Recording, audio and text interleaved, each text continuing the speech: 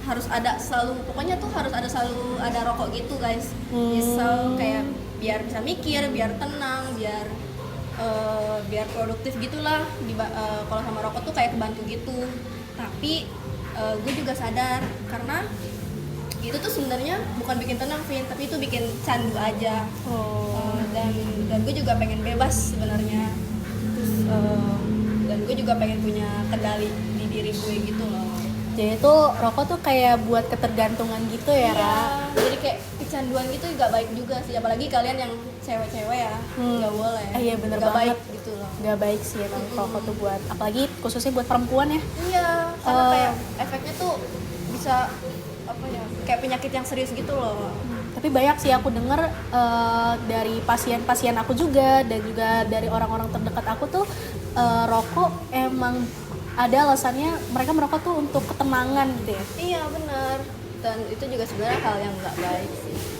Dari yang aku lihat dari ceritanya Aura, ini pemahaman yang penting banget ya guys. Jadi kayak banyak orang yang belum sampai di titik yang kesadaran seperti Aura gitu tentang kesehatannya atau tentang dia sebagai apa ya, itu membuat ketergantungan buat diri dia gitu loh. Jadi gue pengen ngingetin nih ke kalian ya, buat pendengar, khususnya buat pendengar 30 hari tanpa asap. Jadi itu berhenti merokok itu bukan cuma soal fisik. Jadi kayak tapi juga soal emosional dan psikologis. Jadi makanya podcast ini itu ada supaya lo nggak ngerasa sendirian. Jadi dan semoga yang dengerin juga bisa relate dan belajar dari kisahnya si Aura ini. Ya makasih juga ya udah nemenin. Jujur sih hari pertama ini belum tentu mudah buat gue lewatin ya. Tapi kayak semoga, dan hari ini sebenarnya gue gugup juga mikirin hari-hari berikutnya tanpa rokok yang biasanya ngerokok gitu.